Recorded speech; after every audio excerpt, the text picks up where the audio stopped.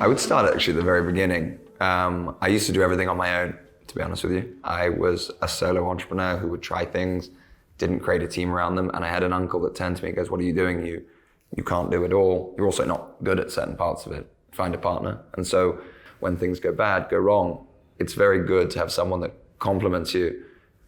Very different people, yet we work very well together. And so when I look at it and someone's on a bit of a journey, if you're doing it on your own, I would always say look for someone else that can complement you and kind of give you that whole, you become a team, because yeah, it's lonely. And it's good to know that someone else can understand what you're going through.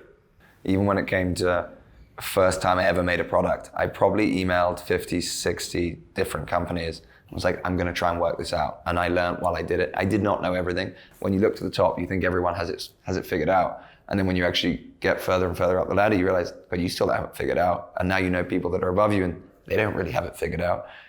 And that's always something that I meet people and they're quite nervous to start. And I'm like, just try, see what happens. There's no risk here. Send 100 emails, work it out. Somebody will come back and maybe something sparks from that. I think my advice would be to be really honest about why you're doing this.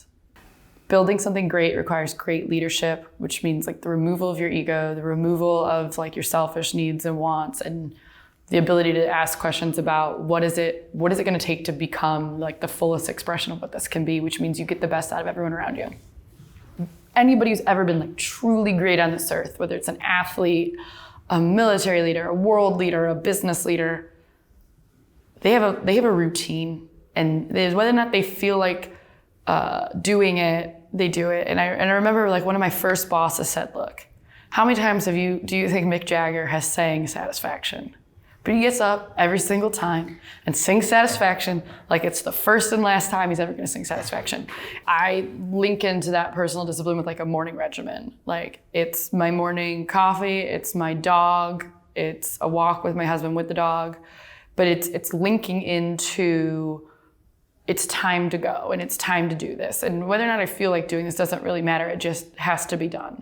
In the evening, choosing a line of delineation that it's a certain point in time, it does have to turn off and not letting it bleed. Because halfway attention to what you're doing is not great. For work or for your personal life? For anything. Like give focus to what you're working on as you're working on it.